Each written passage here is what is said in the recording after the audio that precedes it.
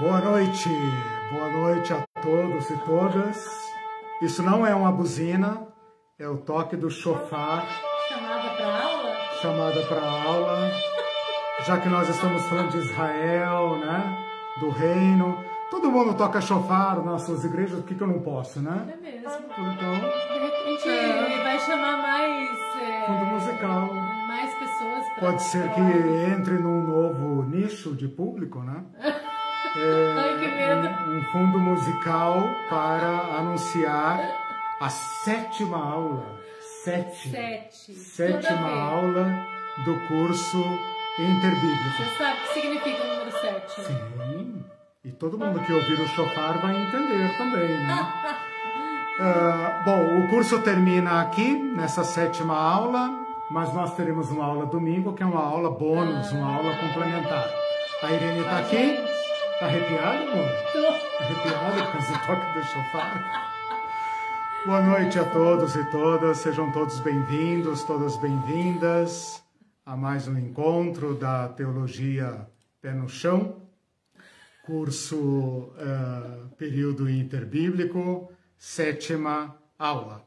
Eu tenho falado desde o começo sobre a importância desse curso, um período longo, importante e que é completamente omitido, pelo menos no cânon das Bíblias evangélicas protestantes. Na Bíblia Católica tem alguma coisa, né? Uma pequena história contida nos 2 livros de Macabeus. Bom, hoje é a aula número 7, por isso que eu comecei a aula com o toque do chofar. Quem não chegou antes perdeu o toque do chofar, depois assista de novo a introdução da aula. Muito bom, aproveite gente, aproveite para compartilhar esta aula. O Facebook acho que está me punindo ainda, então as pessoas não estão recebendo o link. Aproveite para divulgar aí para os nossos grupos. Sim. Mas divulguem, curtam essa transmissão. Hoje eu vou completar o período romano. Na verdade, essa aula que eu estou dando hoje já é uma aula bônus, porque eu vou para além do período que eu havia prometido, que era o período bíblico, interbíblico. Eu vou entrar dentro do Novo Testamento para completar a dominação, a história da dominação romana sobre o povo judeu e também para completar, para elucidar o pano de fundo histórico do Novo Testamento. Lembrem-se do nosso canal, Teologia Pé no Chão, que está com 809 inscrições. Não, 809 inscrições, né? Muito bem, agradeço a todos que têm compartilhado, que têm curtido. Que chamou o esposo, mesmo, vizinha, isso, chama todo mundo, prima. Faça 2 cadastros e se inscreva com os 2. Oh. Mesmo que você prefira a transmissão online aqui, ao vivo, né, pelo Facebook, não deixe de se inscrever lá, tá? Basta ter uma conta no Google que você já consegue fazer uma inscrição. Nós vamos terminar esse curso de férias agora domingo, né? Então hoje é a aula 7, domingo eu darei uma aula 8, uma aula bônus, só para completar esse assunto, não deixar nada pelo meio do caminho. E em meados de março, acho que no segundo domingo de março, a gente já começa o curso principal de domingo e, se tudo der certo, já pelo YouTube, com link para o Facebook. Mas nós pretendemos já fazer as transmissões através do YouTube diretamente para alavancar o nosso canal. Bom, pessoal, vamos lá então, que temos muita coisa para falar, o tempo urge, né? E sexta-feira já é um dia assim pesado, né? E a aula também é com muito conteúdo. Então vamos lá. Na aula passada eu comecei a primeira parte sobre o período romano. Então, depois de ter estudado o período macabeu, depois de ter estudado o período asmoneu, nós iniciamos no domingo passado uma aula de reposição, a aula 6, o período romano, que começa no ano 63 antes de Cristo. E nós andamos até o ano 4 antes de Cristo, que é quando termina o período interbíblico rigorosamente. Por quê? Porque quando Cristo nasce, para todos os efeitos, nós cristãos consideramos o início do Novo Testamento. Então, o Novo Testamento não começa no ano 1, começa por volta do ano 6 a 4 antes de Cristo. Nós delimitamos o ano 4 porque no ano 4 é bem seguro que Herodes morreu. Como a gente sabe que quando Herodes morreu, Jesus já estava vivo, pelo menos de acordo com as fontes do Novo Testamento, então é provável que Jesus tenha nascido entre o ano 6, 5 ou até 4 antes de Cristo, que fica essa coisa estranhíssima, né? Por conta do Dionísio, né? O monge lá do século IV, que por um erro, 4 ou 5, né? Que por um erro de astronomia, de contagem, fez Jesus Cristo nascer antes de Cristo. Mas isso não dá mais para corrigir, então sigamos. Bom, o período então da aula passada foi do ano 63 ao 4, 63 menos 4, 59 anos de história, ok? Então, rigorosamente, o período interbíblico terminou na aula passada. Eu vou dar essa aula de hoje, e por isso que eu fui obrigado a encaixar uma aula bônus, né, para contar a história desde o ano 4 antes de Cristo até o ano 70 depois de Cristo. Portanto, 70 depois mais 4 antes, 74 anos, ok? O que é que acontece no ano 4 antes de Cristo? Bom, já falamos na aula passada, já falei aqui agora, vou repetir: a morte de Herodes. Então, se a gente não pode afirmar o nascimento de Cristo no ano 4, nós podemos afirmar com bastante segurança a morte de Herodes no ano 4. É muito mais fácil documentar a morte de Herodes do que documentar o nascimento de Cristo, né? Porque Cristo era apenas um bebê a mais no meio dos súditos do povo judeu, e Herodes era um grande rei aliado do César Augusto. Portanto, é muito mais fácil estabelecer o ano 4 como sendo o ano da morte de Herodes. E então vamos andando, chegamos ao ano 3, ao ano 2, ao ano 1, e depois o ano 1 depois de Cristo, e vamos andando então, ano 2, 3, 4, 10, 15, 20, 30, quando provavelmente Jesus morreu, né? Porque se Jesus nasce um pouco antes de Cristo, né? Fica até engraçado falar, né? Então ele deve ter começado seu ministério por volta do ano 27, quando ele tinha 30 anos, e deve ter morrido por volta do ano 30, estou arredondando as contas, quando ele tinha cerca de 33 anos. Essas são as datas aceitas até prova em contrário, né?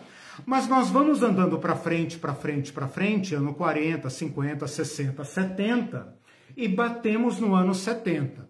O ano 70 é um ano que está dentro das páginas do Novo Testamento, porém não é mencionado, né? É um dado estranho. Talvez quando a gente estudar a matéria da bibliologia, o próximo pequeno curso que eu vou dar a partir de março, abril, por aí, a gente trate um pouco disso, porque que esse grande evento do ano 70 não é mencionado nem direta nem indiretamente, objetivamente, nas páginas do Novo Testamento. Mas, no ano 70, acaba a guerra dos judeus contra Roma, ou de Roma contra os judeus, e Jerusalém é esmagada, e o templo, o glorioso templo de Herodes, é destruído. Então o ano 70 marca o fim, de fato, de uma era. Se a gente considerar que as páginas do Novo Testamento, a história por trás do Novo Testamento, vão do nascimento de Cristo, portanto, 4, 5 ou 6 anos antes de Cristo, até por volta do ano 100, né? Ninguém tem certeza de até onde vai, mas vamos estabelecer uma data redonda, só para facilitar a nossa história, né? O Novo Testamento, então, dura cerca de 100 anos, né? Porque do ano 100 não passa, tem que fazer muita ginástica para fazer a história do Novo Testamento ultrapassar o ano 100, ou seja, por volta de meados da década de 90 depois de Cristo, a história do Novo Testamento, os escritos do Novo Testamento estão encerrados, toda a primeira geração de cristãos e cristãs já passou e nós estamos então numa segunda ou terceira geração de cristãos e prontos então para entrarmos na história da igreja, né? Então a história do Novo Testamento vai até o ano 100. Eu não vou contar essa história até o ano 100, mas eu vou até o ano 70. Por quê? Porque o ano 70 é um ano importante para a gente concluir a história da dominação romana sobre os judeus. É claro que os romanos continuaram dominando sobre todos os judeus do Império, mas a unidade política da Judeia, da Galileia, o povo judeu organizado como nação, como Estado, com sinédrio próprio, com governo próprio, com o templo, regulando a vida do povo judeu, essa fase acabou. Então, a partir do ano 70, começa uma nova fase para o povo judeu, para o judaísmo, para o funcionamento da nação judaica. Nós podemos dizer que nasce uma nova era para os judeus e até uma nova religião, porque a partir do ano 70 o povo judeu vai ter que funcionar sem templo, sem sacerdócio, sem sacrifício, sem sinédrio, né? É uma história muito interessante, talvez um dia a gente conte essa história, mas hoje eu vou até o ano 70 e já estou entregando mais do que eu prometi. Então tá todo mundo no lucro, né? Ninguém vai ficar no meio do caminho com saudade das cenas dos próximos capítulos. Então, recapitulando, se na aula passada eu contei do ano 63 ao ano 4, 59 anos de história, e terminou o governo de Herodes, hoje eu vou do ano 4 a.C. até o ano 70, tá? O que é que nós vamos estudar nesse período? Preste bastante atenção, porque agora nós estamos dentro do Novo Testamento. O Novo Testamento que diz respeito a esta aula é aquela história que está contida nos Evangelhos e no livro de Atos, porque o livro de Atos termina com Paulo preso em Roma e isso já alcança lá os anos 60, início dos anos 60, depois de Cristo. Então eu estou quase no final do período que eu estou tratando aqui, né? Então, Evangelhos contam a história de Cristo e Atos conta os primeiros movimentos da Igreja de Cristo, ok? O resto são epístolas, não são livros de história, são epístolas. O máximo que a gente pode fazer com as epístolas é rastrear as informações das epístolas para extrair dados históricos, né? Por exemplo, Paulo à igreja de Corinto, Paulo à igreja de Efésios. Aí, com base nessa pesquisa, digamos, de segunda ordem, né? Não de dados históricos objetivos, mas daquilo que está por trás da literatura das epístolas, é que a gente poderia colher algum dado histórico. Mas, sendo bem sucinto e objetivo, nós vamos tratar da história que está por trás dos evangelhos e de Atos. Porém, não vou contar a história de Jesus, porque senão eu estaria dando matéria de evangelhos. E esse não é o objetivo do curso. E também não vou contar a história dos cristãos em Atos, porque senão seria um curso sobre Atos. o que eu estou tratando e a única razão pela qual eu vou avançar com esta aula para dentro do Novo Testamento é contar o pano de fundo histórico e a relação dos romanos com o povo judeu. Então, no centro do palco hoje, no foco da nossa aula hoje, não está nem Jesus, nem os discípulos, nem a igreja, nem Paulo, nem os apóstolos, nem ninguém que você pode conhecer estudando os evangelhos e o livro de Atos. Eu vou contar o que está por trás dos evangelhos e o que está por trás do livro de Atos. Deu para entender? Sim. Então vamos lá. Este período de 74 anos, da morte do rei Herodes até a queda de Jerusalém, os dois marcos, né, que marcam o início e o fim do período da aula de hoje, 74 anos, estão divididos, esses 74 anos, estão divididos em 3 períodos. Eu e os meus períodos, né? A história a gente tem que contar em ordem. Vou colocar lá já para vocês irem, deixa eu ver aqui, vou seguir aquele esquema que eu estou seguindo, né? Nas aulas anteriores, deixa eu ver se já apareceu eu mesmo aqui para mim, né? Para eu poder colocar ali o resuminho, os 3 períodos, tá? Já estou aqui, eu estou vendo eu, então já dá para colar, beleza? Foi ali os 3 períodos, que são o seguinte: de 4 antes de Cristo a 6 depois de Cristo, 4 mais 6, 10 anos, é o governo de Arquelau, que é o filho do Herodão. Eu vou chamar de Herodão, que é o Herodes da aula passada, para a gente não confundir com os outros Herodes que a Bíblia menciona, tá? Então, o primeiro período dura cerca de 10 anos. De 4 antes de Cristo a 6 depois de Cristo. Depois, o segundo período é o maior, o mais importante da aula de hoje, vai do ano 6 ao ano 66. O que acontece no ano 6? Termina o governo de Arquelau, né? Então, o primeiro período termina no ano 6, o segundo período começa no ano 6. Então, o que acontece no ano 6? Arquelau deixa de governar e passa a vigorar uma nova administração. Qual administração? Uma administração direta de Roma sobre a Judéia, que é por meio de governadores. Então, você vai prestar atenção no fato que, quando Jesus nasce, quem governa a Judéia é um rei, e quando Jesus está no seu ministério, quem governa a Judéia não é um rei, mas é um governador romano, tá?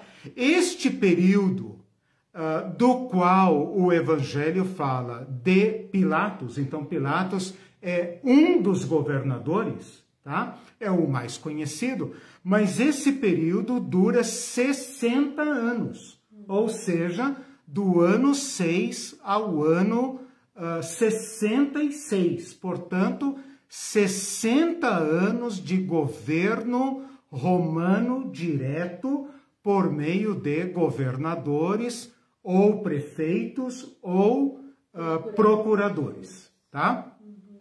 E depois do ano 66 ao ano 70, portanto, 4 anos, é o período da Guerra Judaica. O que acontece? Exatamente, isso que nós temos que perceber. O que você falou? A coisa vai engrossando. Isso, né? Vai engrossando, vai esquentando. Foi ficando tenso. Exatamente. Essa percepção que a Irene coloca aqui é importantíssima, porque ela está por trás da história do Evangelho, ela está por trás da história de Atos, mas não fica claro para quem está lendo o Evangelho e para quem está lendo o livro de Atos. Então é muito importante que vocês entendam exatamente isso que a Irene falou, que a situação vai engrossando, que a situação está tensa, que eles estão em pé de guerra. Né? O máximo que se pode dizer desse período é que a opressão romana, o poder romano está mantendo essa panela de pressão sob controle. Mas no ano 66, o ódio explode, né? Os judeus vão expulsar o governador romano e vão tomar conta da Judéia, da Galileia, de Samaria e de tudo mais. É porque essa resistência dos judeus, né, que a coisa esquenta, né? Isso, exatamente, a tensão, exatamente. Se eles fossem aceitar... Exatamente, exatamente. E hoje nós vamos estudar exatamente como se dá essa resistência e por que ao invés de os judeus irem se subordinando aos romanos, eles vão ficando cada vez mais rebeldes, né? Os gauleses lá do Asterix e do Obelix, que eu conto aqui, que é uma ficção do norte da França, né? Os gauleses, vocês sabem que o antigo nome da França era Gália, né? Gauleses. No final, os gauleses estão assim com Roma. Eu acho que o Asterix morreu, o Obelix morreu, e todos aqueles X morreram. Os druidas morreram, né? E os gauleses vão amar Roma tranquilamente. Os judeus nunca, nunca. Portanto, no ano 66, estoura uma guerra. Roma acha que é uma coisinha pequena, basta chegar lá, dar 2 toques lá, 2 piteleco, e os judeus vão abaixar a cabeça, mas não. Eles conseguem resistir por 4 anos e leva Roma ao ódio total. Portanto, é uma carnificina. E no ano 70, então, Roma esmaga o governo e a autonomia do povo judeu. Só para vocês saberem ou terem uma noção da resistência judaica aos romanos, se vocês pesquisarem essa guerra do ano 66 ao 70, vocês vão ver que ela é chamada Primeira Guerra Judaico-Romana, porque vai ter a segunda e vai ter a terceira. Então, os judeus vão dar um trabalho desgramado para os romanos. Mesmo sem sinédrio, mesmo sem capital, sem templo, eles ainda se organizam e tocam o fervo nos romanos. Então, é disso que nós estamos falando aqui. E isso vai explicar também a ruptura entre judeus e cristãos, e o ódio dos judeus contra os primeiros cristãos. Então, a ruptura entre cristãos e judeus não será pacífica, né? Na medida em que a coisa vai esquentando, como você falou, a ruptura entre cristãos e judeus vai se aprofundando, né?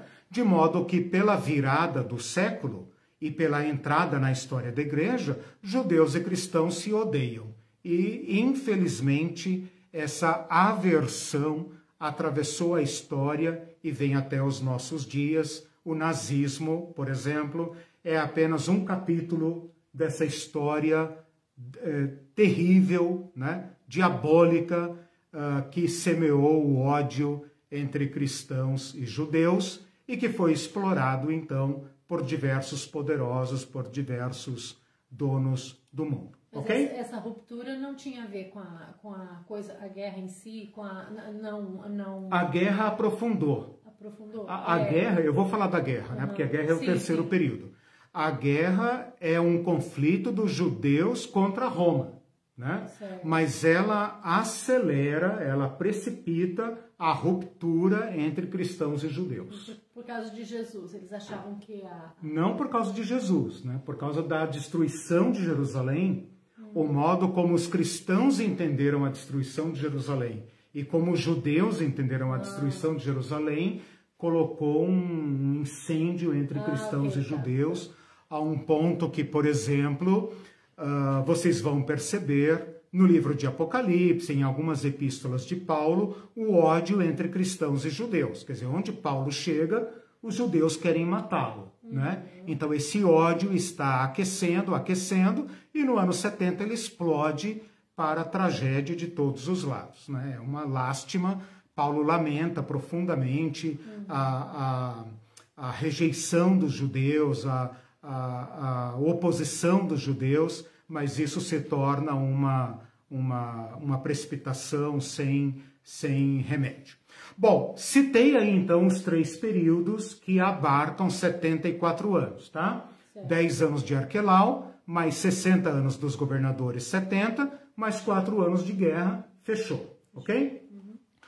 Bom, antes de entrar na análise, na descrição, no estudo desses períodos, eu vou colar aqui para vocês rapidamente, não vou gastar tanto tempo como na aula passada, apenas um resuminho da história, ó, colei aí, da história, 8 imperadores, tá? Colei aí, 8 imperadores que estão no pano de fundo, não são mencionados no Evangelho, não são mencionados em Atos, salvo um ou outro.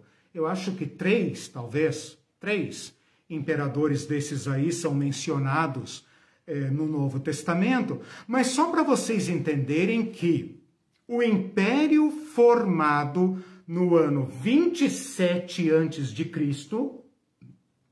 com César Augusto, vai continuando, e todos esses imperadores têm uma certa relação com judeus e depois com cristãos. Então é importante entenderem esse pano de fundo que está, vou repetir, por trás das páginas do Evangelho e por trás dos documentos do Novo Testamento. Então vamos lá, rapidamente. O primeiro é César Augusto, começou no ano 27, ele já governava antes, mas como imperador a partir do ano 27, vai até o ano 14. Eu já fiz as contas, 41 anos.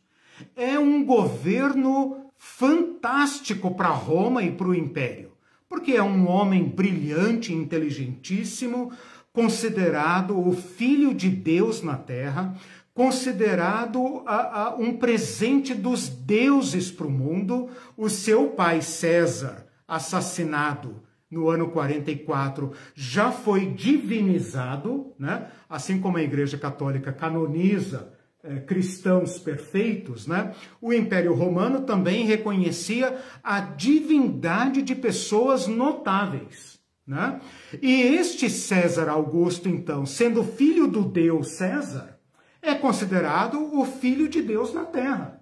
E ele é aclamado, louvado, adorado. Tem peças e peças em louvor a este homem. E em matéria política, diplomática, bélica, estratégica, ele é realmente um gênio, né? E quando ele morre no ano 14, Jesus já é um jovenzinho aí, né? Vamos supor que Jesus nasceu 4 anos antes de Cristo, ou 6 anos antes de Cristo, então Jesus já tem aí uns 18 a 20 anos. É um rapazinho assim, capaz de tomar conta da carpintaria já sozinho, né? A gente não sabe se José já morreu, mas ele já está ali, está na idade de casar, mas por algum motivo não se casa, já cuida de Maria, já cuida lá dos seus filhos ou dos seus primos, né? Como dizem os católicos e tal, não importa. Este César Augusto é aquele que vai ser citado por Lucas, eu coloquei aí em Lucas 2, quando Jesus nasce. Portanto, quando João Batista nasce e quando Jesus nasce, esse é o imperador. O Evangelho, os Evangelhos e Atos vão usar o nome César em outras ocasiões. Eu citei aí diversas vezes em que o nome César aparece, mas não é o César Augusto, porque César não é nome próprio, César é um título. E é um título que vai permanecer por todo o Império Romano, vai permanecer no Império Alemão e vai aparecer no Império Russo. O Kaiser alemão tira daí o seu título. César em alemão, Kaiser. E o russo também, o czar russo, também vem daí, César em russo. Portanto, César não é nome próprio, César é um título.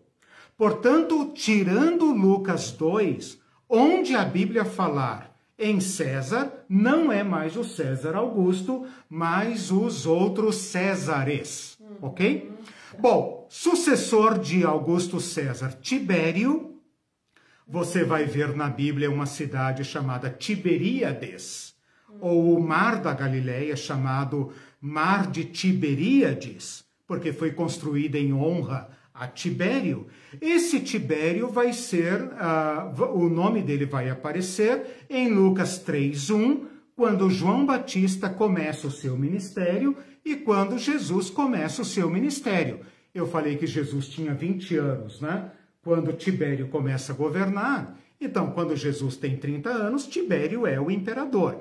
Esse Tibério vai governar por 23 anos até o ano 37 depois de Cristo. Portanto, quando João Batista é decapitado, quando Jesus é crucificado, o imperador é o Tibério César. Tá vendo aí? Depois dele vem o tal Calígula. Esse Calígula, felizmente, governa por apenas 4 anos. É um imperador terrível, devasso, né? Se o César Augusto aceitava, assim, meio fazendo corpo mole, né, a sua adoração, Tibério César também foi um imperador meio tímido, modesto, Calígula levou o culto às vias de fato. Ele, de fato, se achava um deus. E ele queria dobrar os judeus. Por pouco, ele não antecipa em 40 anos a guerra dos anos 66 a 70. Por quê? Porque ele quer que haja uma imagem dele dentro do templo em Jerusalém. Felizmente, ele é assassinado antes que a sua ordem seja cumprida no ano 41. Ele morre com apenas 29 anos de idade. Por um guarda judeu? Ele é assassinado. Não, por um guarda romano. Não, ele nunca vem à Judéia, eles estão um pouco se lixando para a Judéia. Eles são mortos lá mesmo, né? Então, depois do brilhante César Augusto, a coisa é no nível da decadência, né? O Tibério é inferior, o Calígula é perverso, o Cláudio é um imperador razoável, governa aí por 13 anos. Este Cláudio é nominado em Atos. Fala em Atos 11:28, quando está falando da igreja de Antioquia, o profeta Ágabo profetizou uma fome no império, e lá fala que essa fome ocorreu nos dias do imperador Cláudio. Né?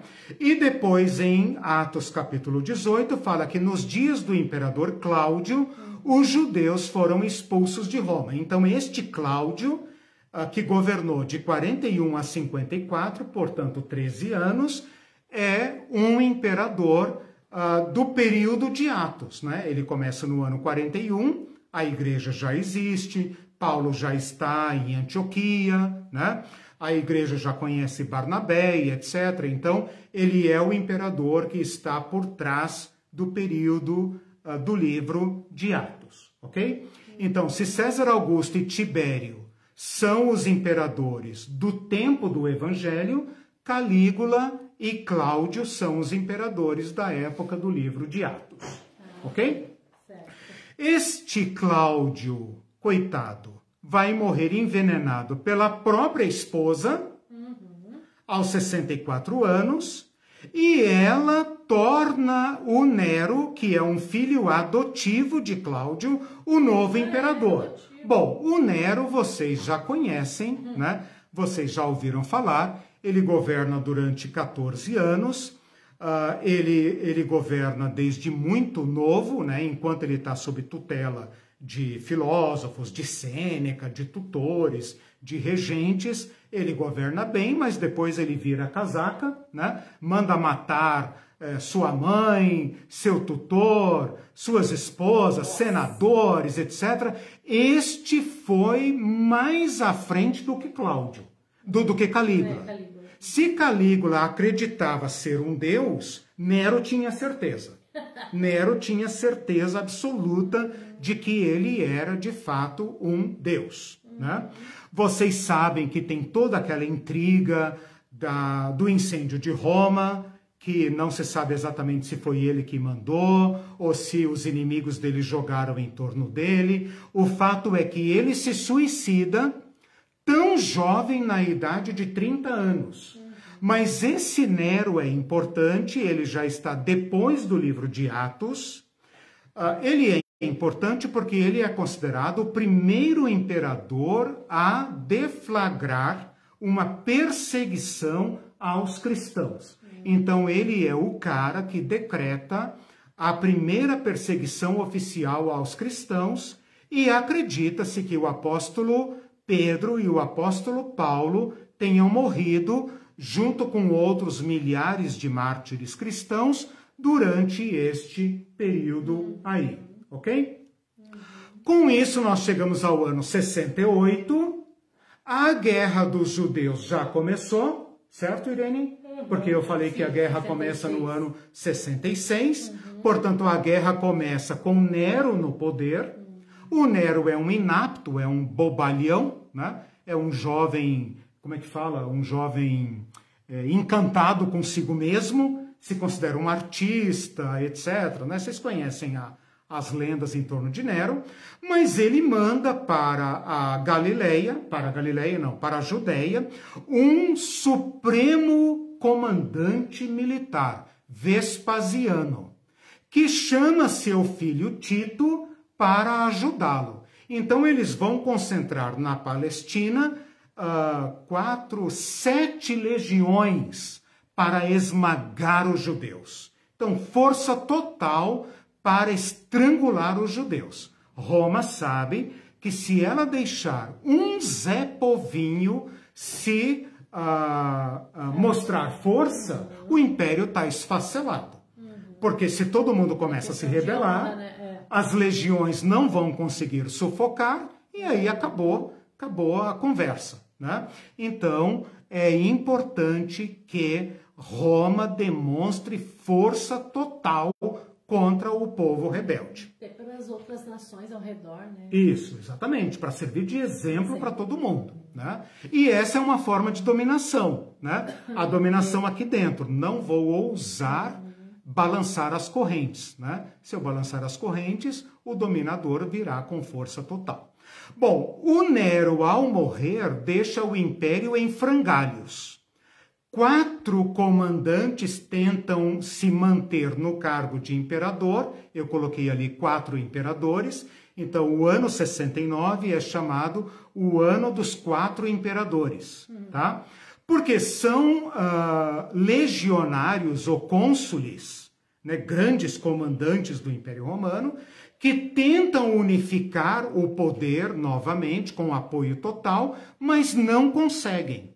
E Roma, então, corre o risco de esfacelar-se novamente numa guerra civil, como eu falei no tempo de César Augusto, né? Na época de Marco Antônio e tal, que eu falei na aula passada, ok? Estas ameaças, estas ameaças de guerra civil dão vantagem aos judeus, que estão lá com os seus bandos, né? Exatamente, os seus bandos de revoltosos armando barricadas contra os romanos. Tipo, os romanos vão chegar, então eles estão lá fazendo e acontecendo. Né? Eles estão construindo cidade, construindo muralha, construindo fortaleza. Eles estão que aprontam enquanto Roma está ocupada com a sucessão, né? Ocorre que o Vespasiano, que está no comando das tropas na Palestina, é aclamado imperador e consegue impor seu governo. Então, vocês veem ali no item 7 que ele governa do ano 69 ao ano 79. E ele, então, consegue estabelecer uma nova dinastia imperial. Ele governa bem, ele deixa o seu filho Tito no comando da guerra palestina. Tito faz o serviço com gosto, né? Porque ele precisa demonstrar força para que seu pai, me lembrei do Henrique Cristo agora, né? Seu pai se fortaleça no comando do império e ele se candidate como sucessor. Então, os judeus que estavam pintando e bordando enquanto Roma estava ocupada, agora se tornam como é que fala? A bola da vez. Entende? Tanto Vespasiano precisa demonstrar força, como seu filho Tito também demonstra força como supremo comandante. E volta para Roma, feliz da vida, e então já estabeleceu a sua sucessão. O Vespasiano vai morrer no ano 79, aos 69 anos, de velhice, né? É um aqui que escapa, não é assassinado. O Tito assume, governa por 3 ou 4 anos no máximo, né? De 79 a 81, dá mais ou menos 3 ou 4 anos, e desgraçadamente morre por doença, jovem ainda, aos 41 anos. E então eu paro aqui, né? Eu paro aqui para não avançar, né? Eu sinto uma tentaçãozinha de avançar só para dizer que o irmão dele, Diocleciano, vai ser o imperador da época de Apocalipse. Então, se você assistiu o curso comigo de Apocalipse, o imperador da época de João, supostamente, é um irmão de Tito, né? Medíocre, inferior e outro maluco da linha de Calígula e de Nero.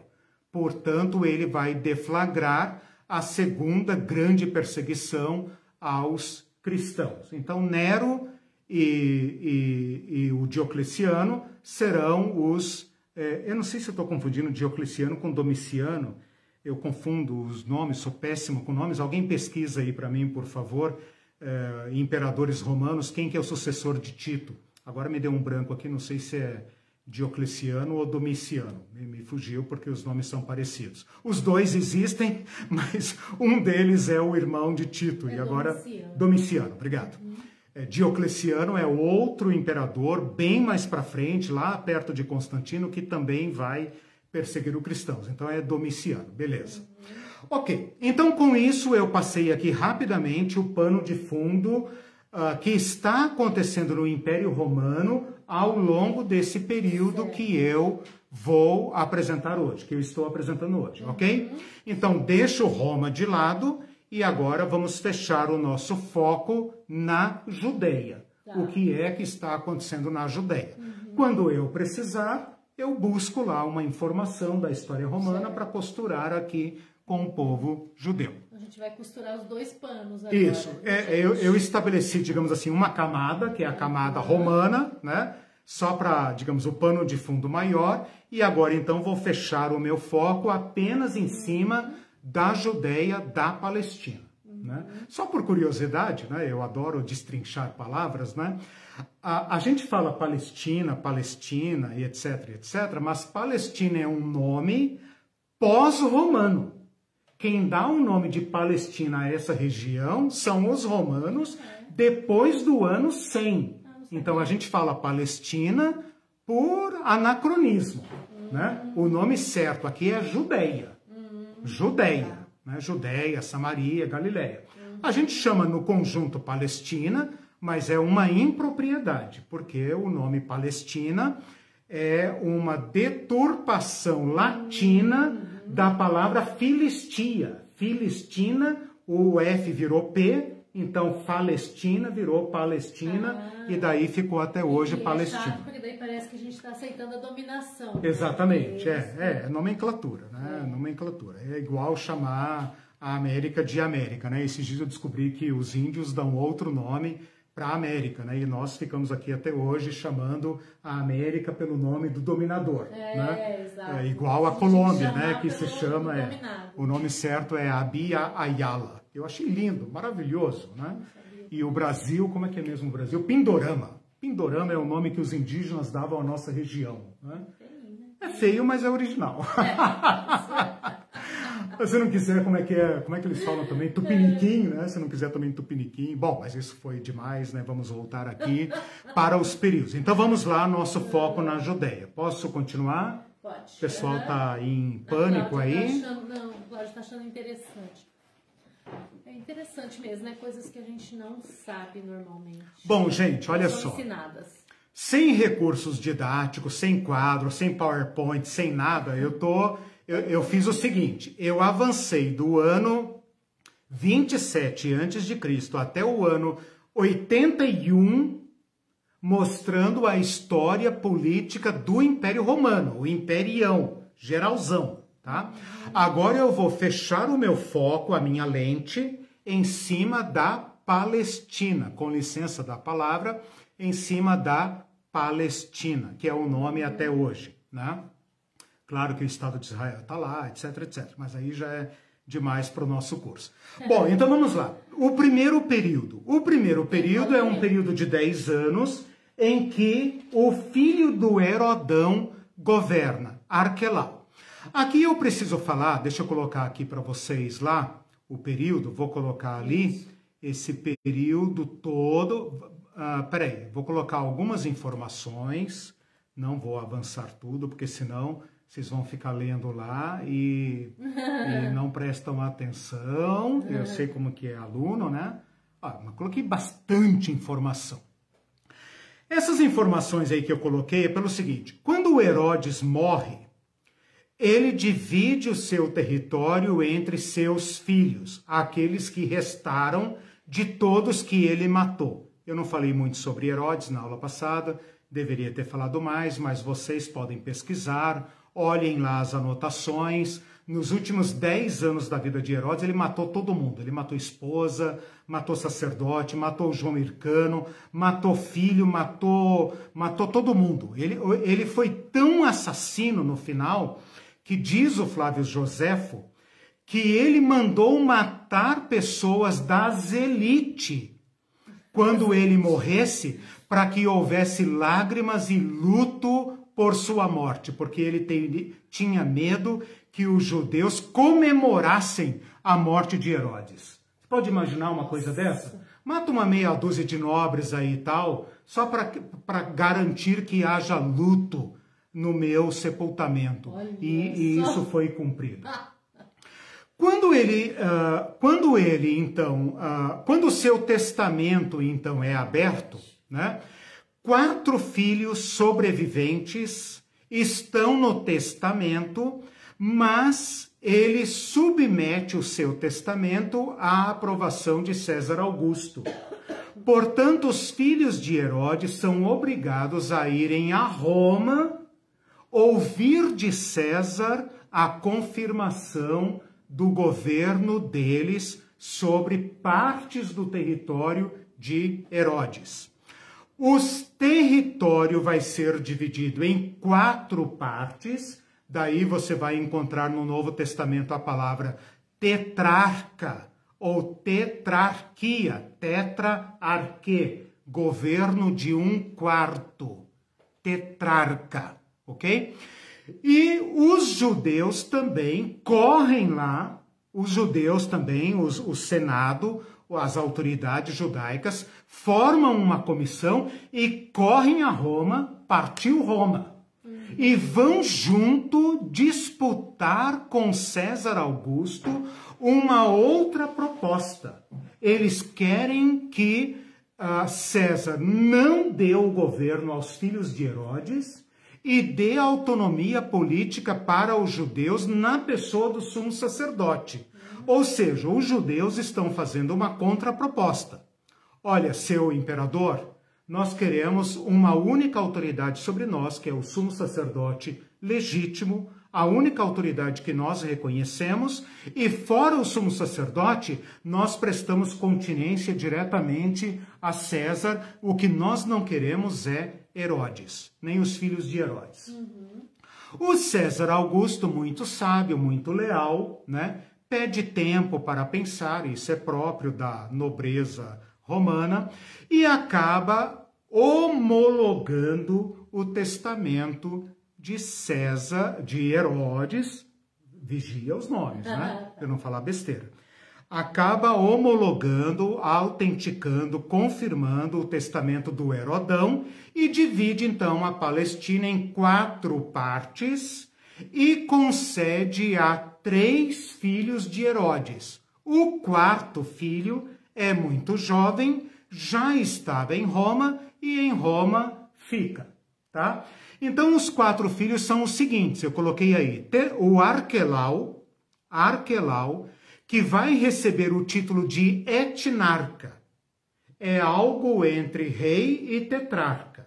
Então ele é o filho mais velho, recebe a parte principal, que é Samaria, Judeia e Idumeia, recebe o título de etnarca, ou seja, chefe de uma etnia dos judeus, né?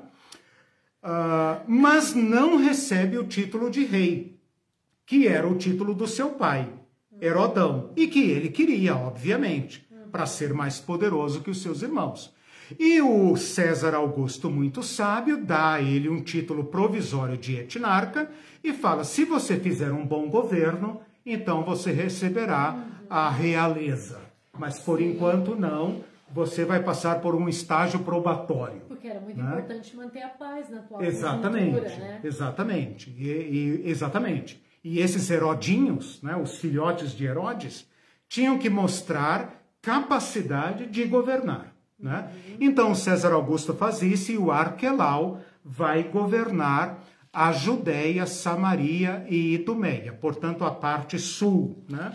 Vocês talvez não tenham prestado atenção, mas esse Arquelau é citado na Bíblia em Mateus capítulo 2, quando a Sagrada Família está voltando do Egito para onde havia fugido de Herodão. Vocês conhecem a história dos magos, né? A família sagrada foge para o Egito e lá no Egito um anjo aparece a José e fala assim, olha, Herodes já morreu, o Herodão já morreu, pode voltar para casa, meu filho, vai em paz. E o José, a Maria e o Jesuizinho vão voltando pelo sul, só que ao chegar em Belém, ouve falar que Arquelau, onde é que está escrito isso? Capítulo 2, versículo 22, ouvindo falar que Arquelau reinava na Judeia, em lugar de seu pai Herodes, temeu ir para lá, e por divina advertência, prevenido em sonhos, retirou-se para as regiões da Galileia. A Galileia, por sua vez, recebeu pela primeira vez na história, uma autonomia política e passa a ser governado por um tetrarquinha chamado Antipas, que os evangelhos não deveriam chamar de rei, mas chamam, e não deveriam chamar de Herodes para não confundir com o Herodão. Mas prestem atenção no seguinte, o evangelho nunca vai usar o nome Antipas, vai usar o nome Herodes. Então Herodes dá uma festa, Herodes fez aniversário, Herodes manda decapitar João Batista, Herodes persegue Jesus, Herodes está presente lá em Jerusalém e troca favores com Pilatos, e todo mundo fica pensando que Herodes é esse. O Herodão não morreu? Pois é. Aqui está a explicação. Esse Herodes é o Herodinho Antipas. Antipas. Lembra do Antipater? Antipater é romano. Antipas é latino, né? Portanto, Antipas. O nome do avô latinizado como Antipas. Mas o evangelho chama de Herodes e chama de rei. Mas a partir de agora você não vai errar mais, porque você sabe que ele é um tetrarca e ele governa apenas sob a Galileia e uma regiãozinha do lado de cá chamada Pérea, ok? A Pérea, acho que mal é citada na Bíblia, né? Talvez em algum lugar ou outro seja citada, mas ela não é importante para a nossa história. Esse é o Antipas que vai matar João Batista. Esse é o Antipas que persegue Jesus em Lucas. Esse é o Herodes que quer ver Jesus, que zomba de Jesus, que pede para Jesus, faz umas mágicas aí, ó, bobão, né? Faz umas mágicas aí, um caipira, né? Herodes transforma a Galileia num reino maravilhoso. Ele constrói uma capital, ele constrói 2 capitais. Ele tenta transformar a Galileia numa tchutchuca do norte, né? Numa coisa maravilhosa, né? Para disputar com o seu irmão quem é que vai ficar com o título de rei. E Jesus caminha pelas beiras.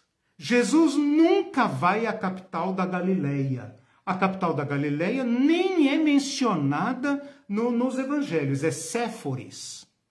E a segunda capital é Tiberíades. Jesus nunca entra lá. Eu gosto disso.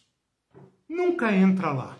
É uma cidade helenizada, é uma cidade imunda para os padrões judaicos, é uma cidade em louvor a Tiberíades e Jesus nunca entra lá. O Evangelho nunca diz que Jesus foi para lá. Jesus vai em Cafarnaum, vai em Betsaida, vai em diversas cidades da região, mas nunca vai beijar a mão do Herodes. E o Herodes é que caça Jesus e quer que Jesus compareça perante ele, mas Jesus não dá nem bola para o cara, né? Nem toma conhecimento desse Herodes aqui.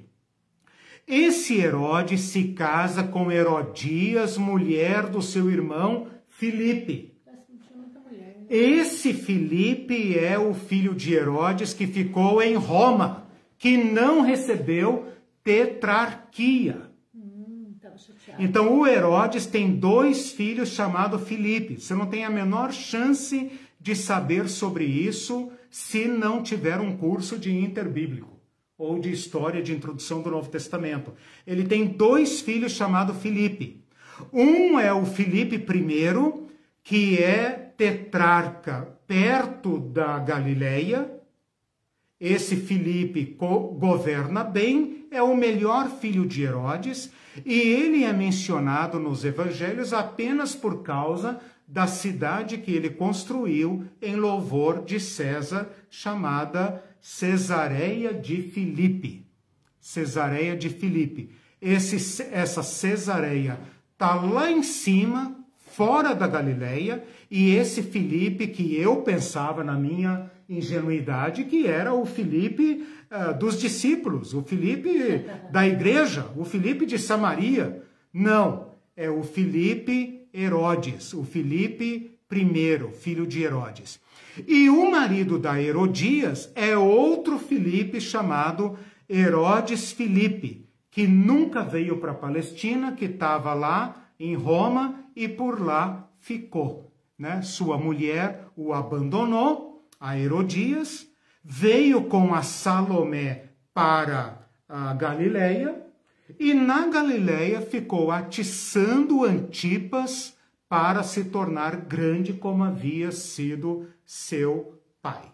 Esse Antipas se dá mal. O Arquelau foi deposto no ano 6, porque era tão perverso que até Augusto ficou com dó dos judeus e depôs o Arquelau e mandou ele para o exílio entre os gauleses. Parece que a França na época era terra de ninguém, né? Quer mandar alguém para o fim do mundo, mandava para a França. Esse Antipas também, muitos anos depois, né? O seu irmão governa apenas 10 anos, esse daqui governa 43 anos, desde o ano 4 da morte do seu pai até o ano 39, mas também vai ser caçado, destituído por Calígula, o rei mau, né? O rei despirocado da cabeça, pensa, quer saber, não confio em você, cai fora, manda o cara embora, e assim acaba a história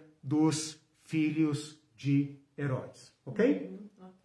Então, gente, esse primeiro período vai do ano 4 ao ano 6, porque no ano 6, Arquelau é mandado para as Cucuia. Por Cucuia, entenda-se Gália, nome antigo da França. O Herodes Antipas, que é famoso no Evangelho, também vai ser banido, embora muitos anos depois. O Filipe, lá de Cesareia de Filipe, governa em paz até o ano 34, morre sem deixar herdeiros e boa. Acabou, então, o primeiro período. Beleza? Beleza. Perguntas, comentários? O Miguel falou sem piscar o olho para entender tudo. Exatamente. E é Cláudia, muita história. É, muita. Eu vou colocar aqui um resuminho sobre o Arquelau, né? Eu já falei aqui sobre ele, não vou entrar em mais detalhes porque ele não interessa, né? Tudo isso de Arquelau acontece enquanto Jesus é um piazinho, né? Porque pensa, no ano 6 depois de Cristo, Jesus está com quantos anos? Com 12, 10, né? Jesus é um junior. De repente, quando Jesus vai, Lucas fala que Jesus com 12 anos, né, foi a Jerusalém discutir com os mestres, e daí deu um baile na Maria e no José e tal. Pode ser que ali Arquelau já tinha ido para o saco, né? Já tinha ido para o vinagre e o primeiro governador romano já estava lá. Quando Arquelau é deposto, os judeus tentam de novo, vou entrar no período B, tá? Bem rapidamente mesmo. Quando Arquelau é deposto no ano 6, veja, se no ano 4 a.C. os judeus já não queriam um governo de Herodes, agora muito menos. Porque Arquelau foi o Herodes piorado 10 vezes. Então os judeus vão tentar de novo ir a Roma e vão a Roma pedir para o imperador para dar autonomia política aos judeus. Eles estão fazendo uma proposta boa. Olha, seu imperador, nós estivemos aqui 10 anos atrás para dizer que o troço ia dar ruim. Nós avisamos, né? Esses caras não são judeus, não vai dar certo. Então dê autoridade ao sumo sacerdote, todo judeu presta obediência ao sumo sacerdote e beleza. Os judeus só querem praticar a religião deles em paz, só isso que eles querem. Mas o César Augusto não atende os judeus, atende, digamos, parcialmente, porque não dá o governo para o Antipas, nem para nenhum filho de Herodes, mas estabelece um governo direto. Então, olha só, gente, a Judéia preocupa tanto Roma, não tem um cara da estirpe de Herodes para colocar no lugar, que o César Augusto vai adotar uma medida excepcional para governar os judeus. Ele poderia ter colocado a Judéia sob governo do Egito, que era uma importante província romana, poderia ter colocado os judeus diretamente sob governo da Síria, que era uma importante província romana, certo?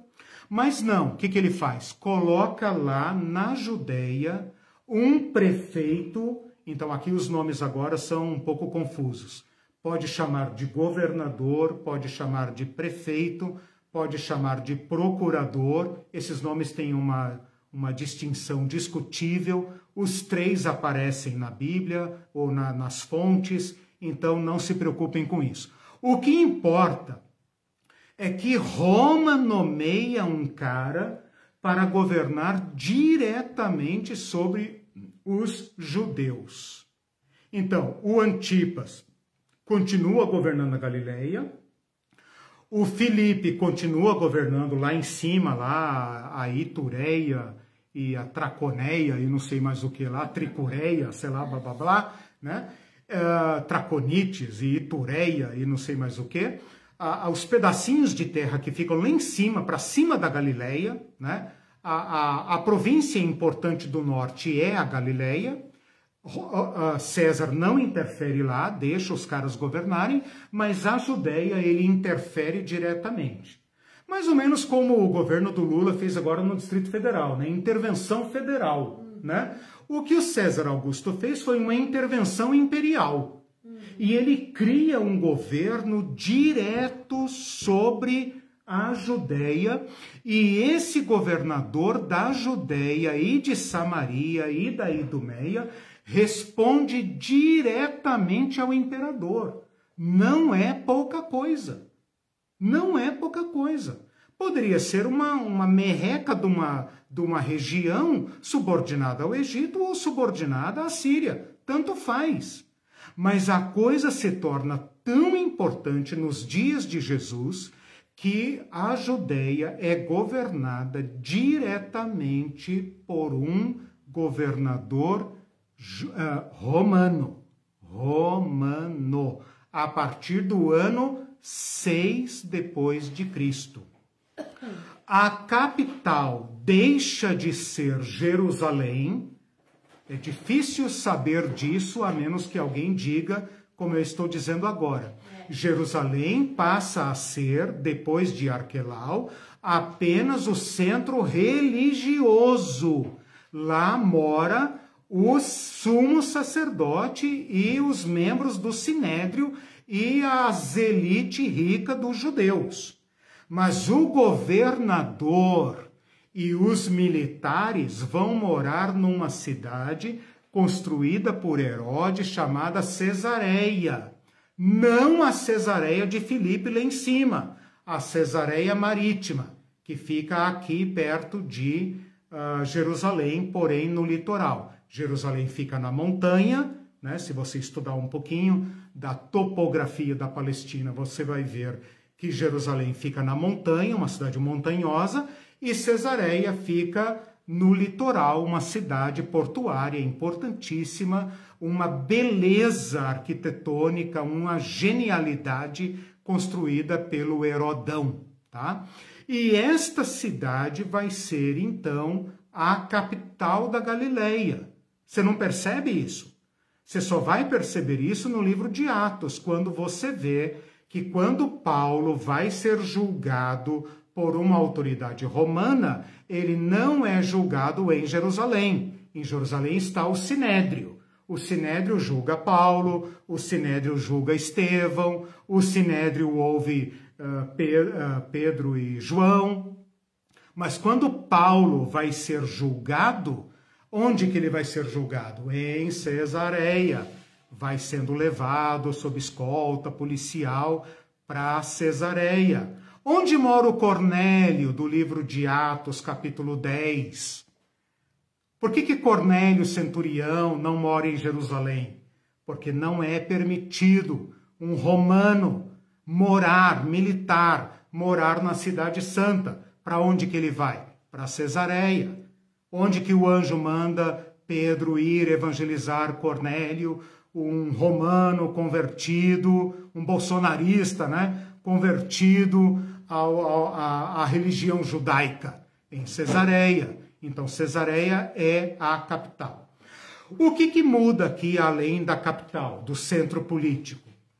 O sumo sacerdote cresce de importância, porque agora em Jerusalém, que é a capital de fato para os judeus, ele agora é a autoridade soberana.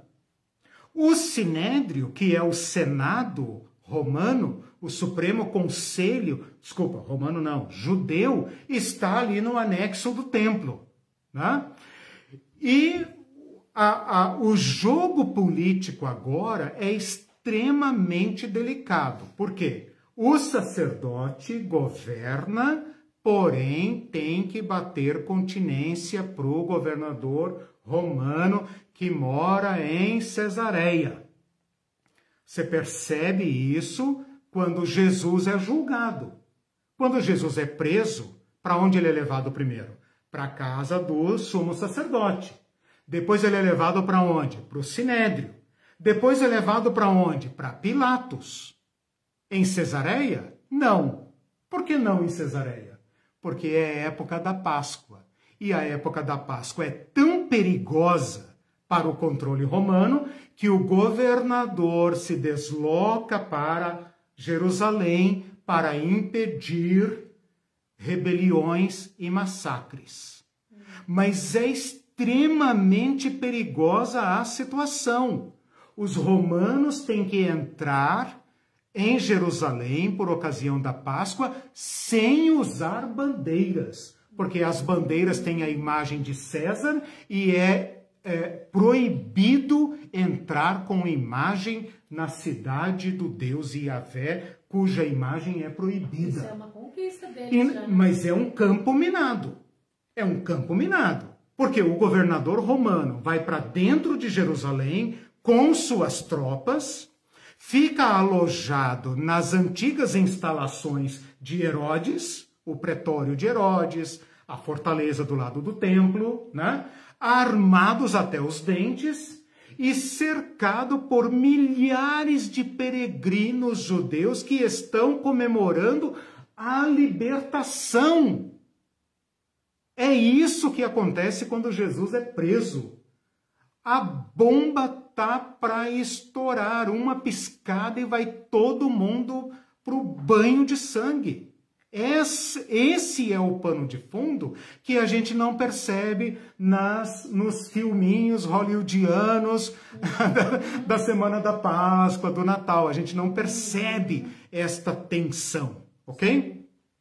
Então, rapidamente, eu não vou gastar tempo aqui, rapidamente eu quero só citar para vocês os nomes dos governadores que exerceram seus mandatos até a época da queda de Jerusalém. Onde que eu parei lá nas minhas anotações?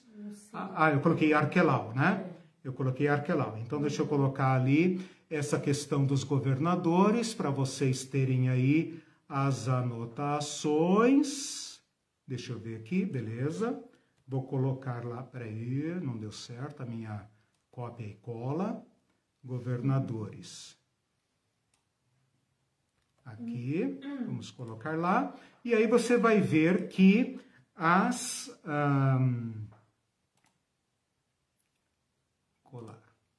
você vai ver os governadores aí. Então, só para você ter uma ideia, só para você saber que Pilatos não é o único cara da história dos governadores.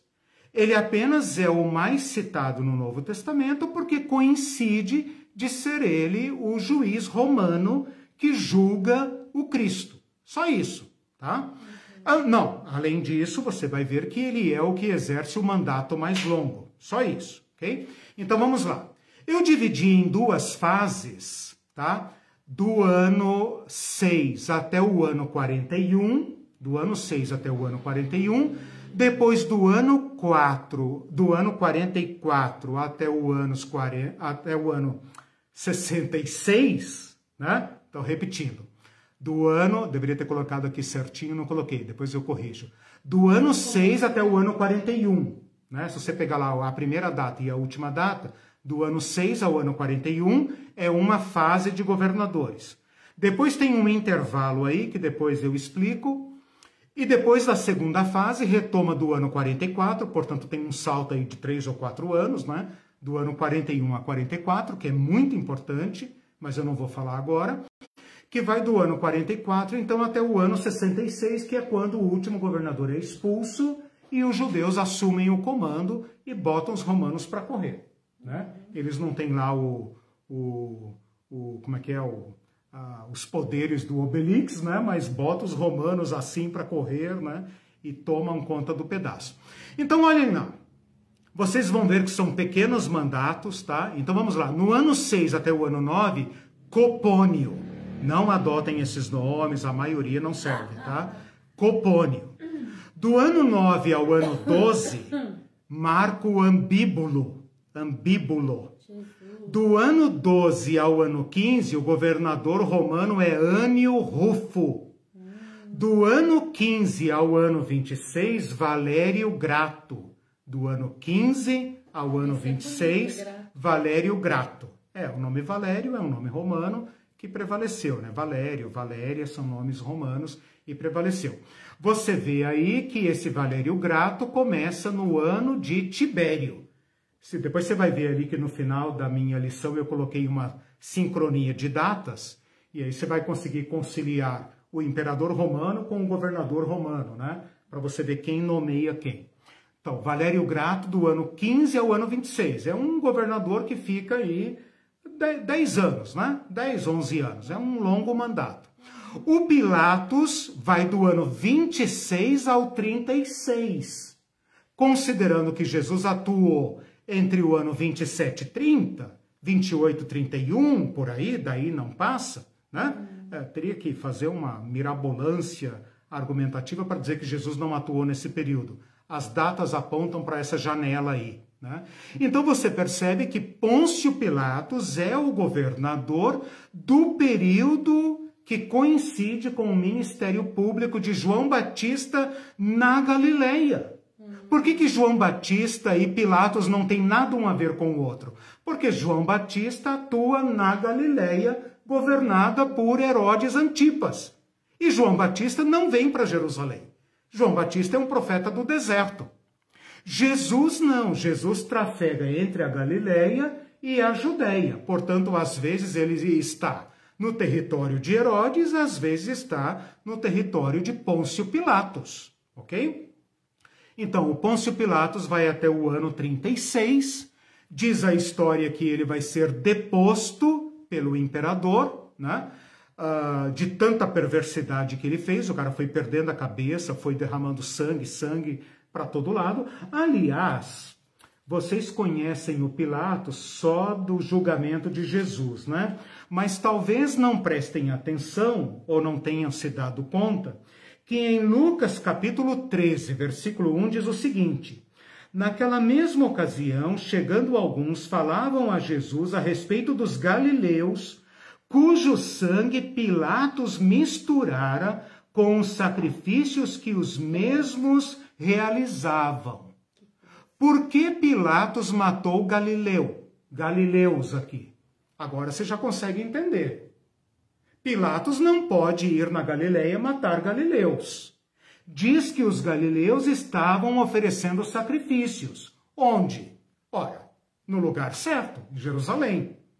Provavelmente aconteceu algum tumulto, alguma confusão, e Pilatos fez o que o romano sabe fazer nesses momentos: banho de sangue, matar a rodo, para horrorizar os demais e conter a revolta sem que os romanos tenham que gastar muito esforço com essa gentalha, né, de Jerusalém. Então vocês percebem aqui um pouco do caráter de Pilatos. Houve um tumulto no templo em algum momento, pode ser uma Páscoa, pode ser uma festa, pode ser uma peregrinação, sei lá, qualquer coisa que galileus, lá da região de Jesus, poderia ser a família de Jesus. Ora, Jesus não veio lá discutir com os mestres no templo? Poderia ser a família de Jesus. Poderia ser uns galileus como José, Maria, Isabel e sei lá, e a Joana e sei lá quem mais, né? E houve um tumulto, uma provocação, alguma coisa, porque os romanos odiavam os judeus e os judeus odiavam os romanos, e o Pilatos fez aquilo que o romano faz nessa altura: passa o fogo, passa fogo, passa a espada, e misturou o sangue das pessoas com o sangue dos animais. Provavelmente profanou o templo, deve ter sido uma carneficina, certo?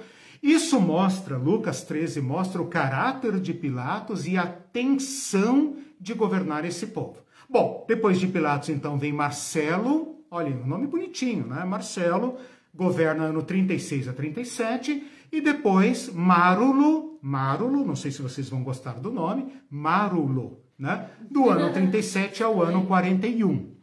O ano 41 coincide com Calígula. Calígula é amigo de um neto de Herodes, que a Bíblia chama de Agripa.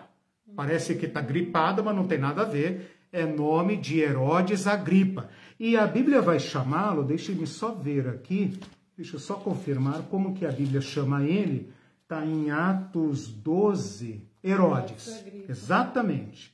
Chama ele de Herodes, depois fala de novo Herodes, etc. Não usa o nome de Agripa. Está no capítulo 12 de Atos. É o Herodes que manda matar o apóstolo Tiago, é o Herodes que manda prender Pedro com intenção de matá-lo.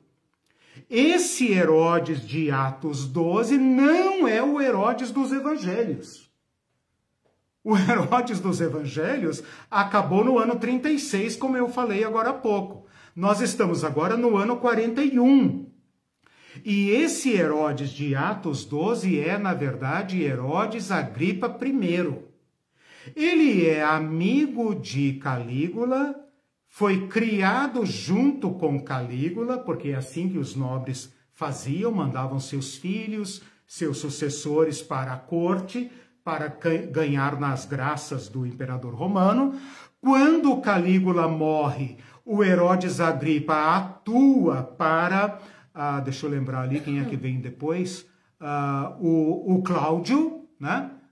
O Cláudio, de 41 a 54, ele atua em favor de Cláudio e então cai nas graças do imperador Cláudio, e esse Herodes Agripa vai governar todo o território durante 3 anos. E desgraçadamente para ele, morre jovem e morre doente. E Atos 12 diz como ele morre. Diz que ele morreu comido de bichos. E o Joséfo vai dizer que ele morreu com as entranhas saindo para fora. Provavelmente alguma doença muito grave, um tipo de câncer, alguma coisa assim, que ele morreu em estado crítico. Mas se você ler Atos 12, você vai perceber a glória desse Herodes Agripa I, que foi tão grande quanto o Herodão, seu avô, tão grande quanto o Herodão, e governou a região inteira da Judéia, Samaria, Galileia, Itureia, Idumeia, Samaria, Pérea, governou tudo, né? Tão grande quanto Herodes. Infelizmente, ele morre no ano 44, precocemente, aliás, precocemente não, 55 anos, mas morre de doença, não de velho, né? E o seu filho Agripa II é jovem demais. E então Calígula segura o Agripinha, o Agripa II, né? E volta então aos governadores. Então, deixa eu falar ali da segunda fase dos governadores. Faz aí a tua pergunta que você ia fazer. O Agripa que está, no caso de Paulo, junto com Festo, é o Agripinha? É o Agripinha, isso. Tá. O Agripinha. Já falo dele aqui. Tá. Já falo dele. Então, por enquanto, eu falei do Agripa I, tá? Depois na minha lição lá, você vai ver como morre, uma morte terrível, dolorosa, que está escrita no final do capítulo 12. Que as pessoas aclamavam, isso, né? Voz de Deus e não de homem. De no mesmo instante, um anjo do Senhor o feriu, por ele não haver dado glória a Deus, e comido de vermes expirou. Nossa, o Joséfo diz... Né? Aqui está narrado de uma forma dramática, digamos, e sintética, né? O Joséfo vai dizer que ele morre com as entranhas... Não significa que foi naquela hora. Exatamente. Não significa que ele morreu ali, lendo assim, dá a impressão que ele morreu ali fulminado por um raio, né? Exatamente. Mas não é isso. Ele morreu de morte dolorosa. Bom, a segunda parte, então, cuspe o fado. Não é o que você está pensando, não é cuspe o fado, é cuspe-o. Cuspe o fado, que governa de 44 a 46.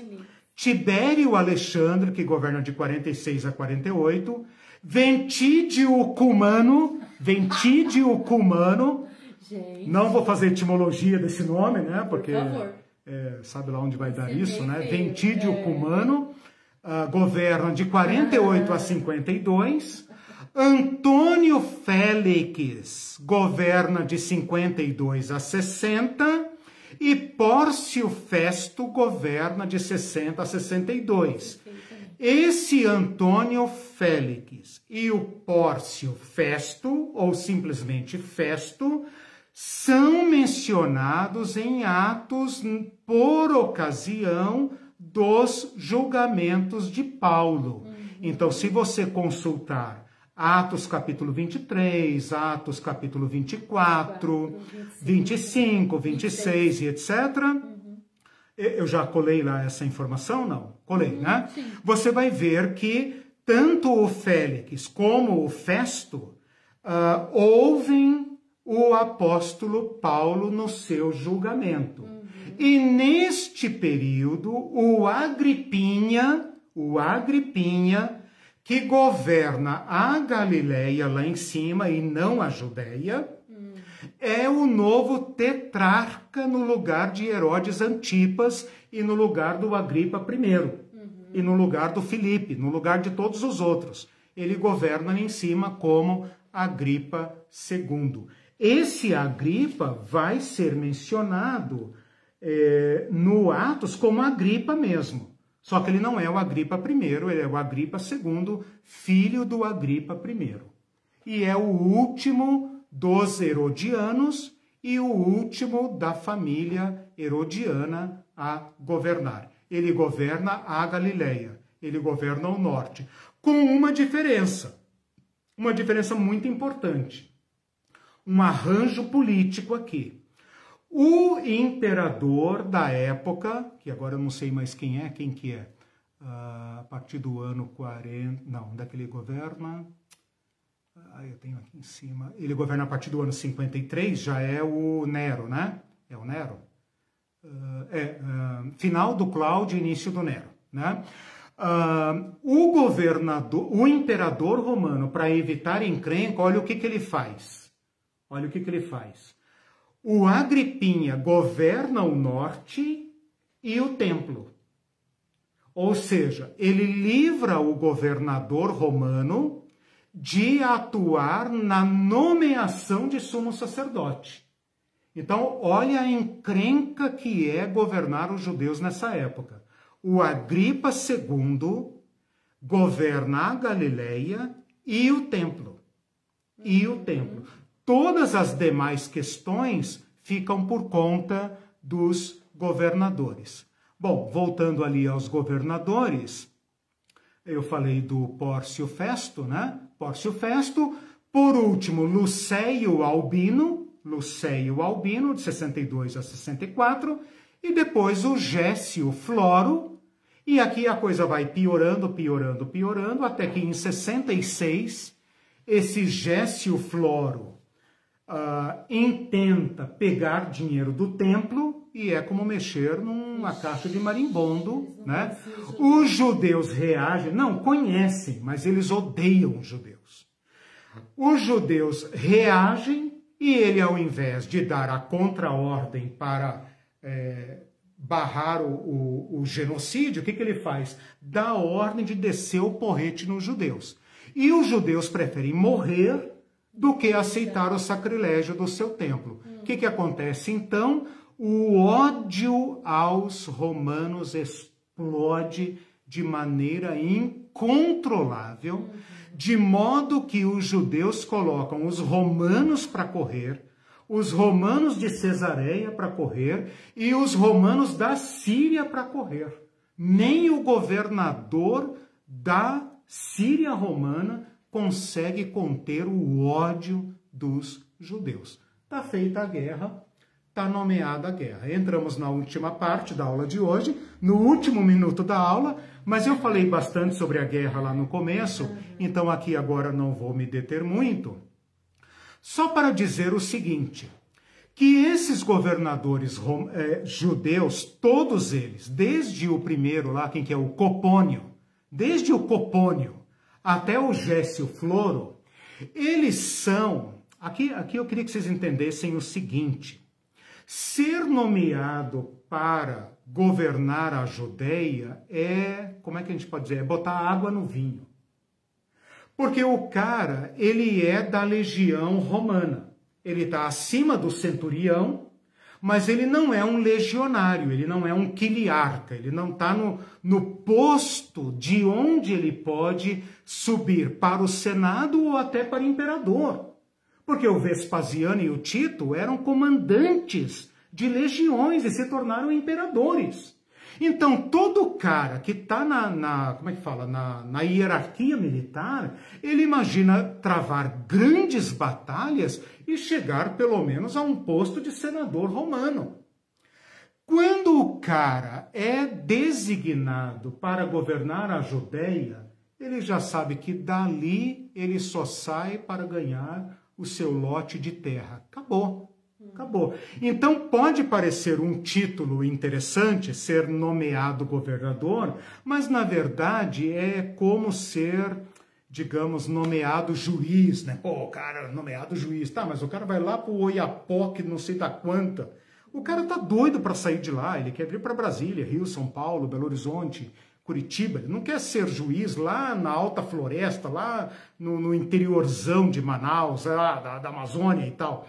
Então, esse é pior do que isso, né? Eu estou dando um exemplo, mas o juiz, pelo menos, tem uma carreira assegurada, ele sabe que ele vai parar na corte, na capital. O cara designado para a Judeia, ele sabe que é fim de carreira. O que isso causa? Uma corrupção deslavada, porque o cara sabe que ele tem que roubar as turras, ele tem que roubar tudo que ele puder, porque é o seu pé de meia. Dali ele não sai. Adeus Senado Romano, adeus glórias militares, adeus, acabou. O cara não vai ser governador de coisa nenhuma, acabou sua carreira, né? Então o que esses governadores fazem? Metem a mão. Metem a mão, estão pouco se lixando para os judeus. Eles poderiam ser sábios, que entendem a cultura judaica, que estudam o povo judeu, muito pelo contrário. O que eles querem é meter a mão no cofre do templo. E esse Gécio Floro fez isso. Ele falou, pô, mas o que esse povo tem que eu não posso assaltar, né? Eu posso assaltar todo mundo, posso cobrar imposto todo mundo, eu não posso meter a mão na cumbuca dos judeus? Vou meter a mão. E ele então levou o desespero, o ódio, o horror dos judeus ao máximo, e aí estourou a guerra. Comandantes da guerra, Vespasiano e, na sequência, Tito, né? Que são aqueles que vão, filho do Vespasiano, futuro imperador, são aqueles que vão esmagar os judeus. É algo de uma grandeza que o império inteiro ficou sabendo. É inestimável. Não, era uma questão de honra manter a ordem do império. Era uma questão de honra. Se permitisse uma rebelião, os bretões poderiam, os ibéricos, os africanos, etc., e acabaria o Império Romano. Então, assim, a lógica do Império Romano é pau na cabeça. Como é que chama aqui? A política do porrete aqui que os americanos praticavam e ainda praticam com a América Latina, né? A política do porrete, tipo, levantou a cabeça, é pau na cabeça, não tem conversa, né? Eles não podem permitir, não podem permitir, né? A Revolução Cubana no território deles, isso é uma afronta ao Império, né? Então, os Estados Unidos não puderam deter a Revolução Cubana, mas o Império Romano não iria permitir uma Cuba dentro do seu império, né? De forma nenhuma. Então, esmagaram, incalculável o número de vítimas aqui, mas eles esmagaram, crucificaram milhares de judeus, mataram milhares de judeus e venderam o resto como escravo. Entendeu? Então, assim, o status privilegiado dos judeus no Império caiu muito, no Império inteiro. E aí que nós voltamos àquele ponto que você falou no início, da ruptura com os cristãos.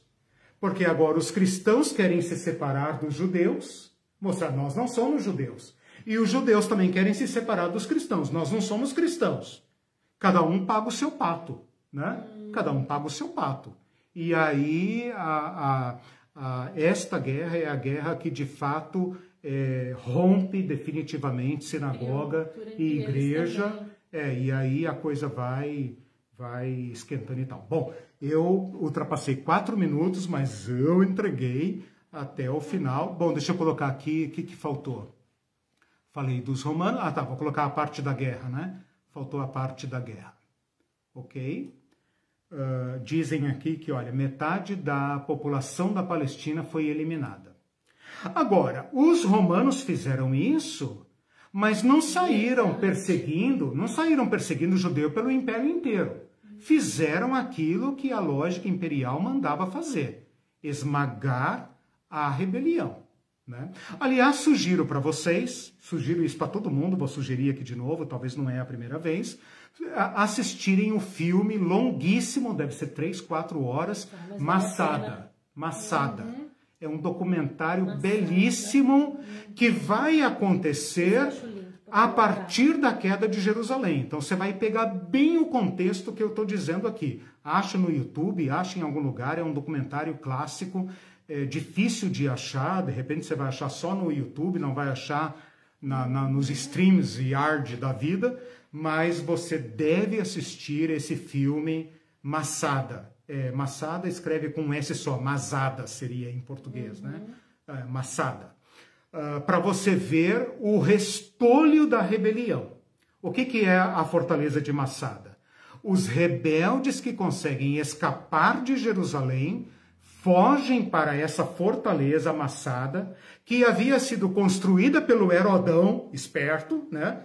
Tinha construído uma fortaleza, tomam essa fortaleza e lá resistem aos romanos por 3 anos.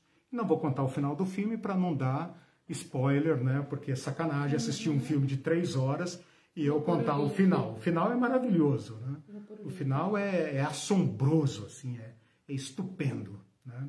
Bom, gente, perguntas, comentários. Eu não parei nem para tomar água, né? Meu Deus do céu, não sei como é que vocês aguentam. Não, é muita informação, né? Acho que não dá tempo nem de... Bom, então vou fazer uma brevíssima recapitulação. Dividimos o período de hoje em 3.